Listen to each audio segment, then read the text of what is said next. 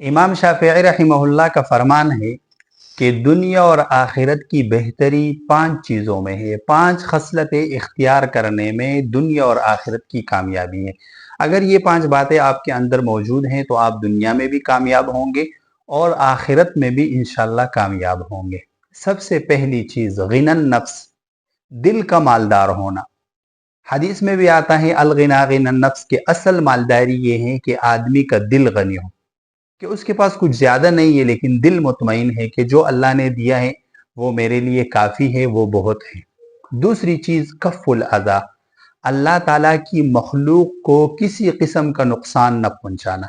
آدمی ارادہ کر لے، عزم کر لے کہ میں کسی کو کسی قسم کا کوئی تکلیف نہیں پہنچاؤں گا، تو یہ دنیا میں بھی اس کے لیے بہتر ہے اور آخرت میں بھی اس کے لیے بہتر ہے۔ تیسری چیز کسب الحلال، حلال رزق کمانا۔ حدیث میں بھی آتا ہے کہ کسب الحلال فریضۃ بعد الفریضہ، کہ حلال رزق کمانا یہ فرض چیزوں کے بعد دوسرے نمبر پر یہ فرض ہے۔